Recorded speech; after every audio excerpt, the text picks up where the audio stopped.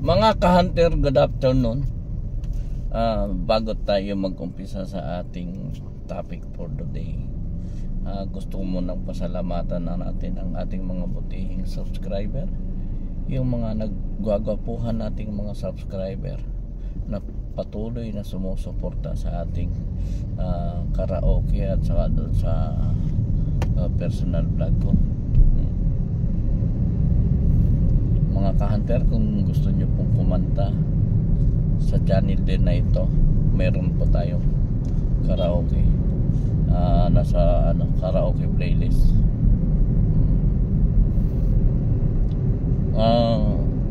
Mga ka-hunter, gusto ko lang tumulong doon sa mga may ganitong content din na yung karaoke lyrics na monetize kayo, na nagkakaroon kayo ng problema dahil sa copyright issue, sa claim. So mga ka-hunter, yung sa akin dati puno ng copyright yun, pero may isa akong na-discover na solution dyan. So bibigyan ko kayo ng idea po mga ka-hunter kung paano tanggalin yung claim na yan.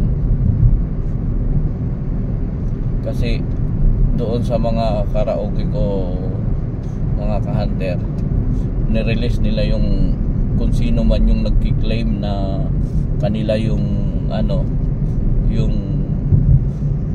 yun, audio na yun, nirelease po nila mga ka-hunter. So tuturuan ko po kayo kung paano gagawin nyo. So sa ngayon nagdadrive po tayo. So mamaya gagawin po natin i-screen record natin, tapos i-explain ko na lang po sa inyo kung ano ang dapat nyong gawin. Mga ka-hunter, makakatulong ito sa inyo. Kasi alam nyo ba, nung nagkaroon ako ng mga ganyan copyright issue, yung revenue ko bumaba. Dati nakakakuha ko ng $200 to $300. So nung time na nagkaroon tayo ng mga ganung issue, copyright claim, wala na, bumaba yung revenue natin. So may na-discover akong solution dyan mga ka-hunter. Kasi kung titingnan mo mga ka-hunter, halimbawa Philippine artist yun, ang producer nung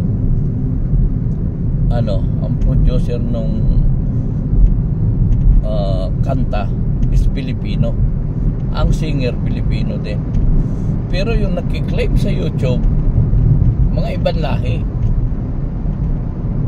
Doon ka magtataka, paano nagki-claim itong mga ibang lahi? Ay mismo yung kung sino yung owner ng kanta at yung producer ng kanta ay hindi nagki-claim sa iyo. Tapos makikita mo kung ano-anong pangalan yung nagki-claim doon, na copyright claim, na sila yung nagki-claim na sila yung may-ari ng ng kanta. Kaya mga ka-hunter, nagtataka ako, paano naging kanila yung kanta ay yung mismong may-ari ng hindi nagki-claim. Kaya mga ka-hunter, ang ginawa ko, nag-try lang ako ng isang kanta. Pumunta ako doon sa dispute.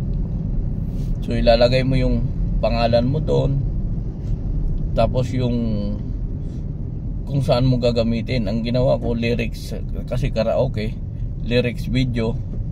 Tapos ang ginawa ko, ilalagay mo yung reason doon na na kung sino yung nagki-claim sa iyo na wala siyang karapatan para mag-claim kasi hindi sa kanya yung kanta. Kasi yun ang ginawa ko mga ka-hunter.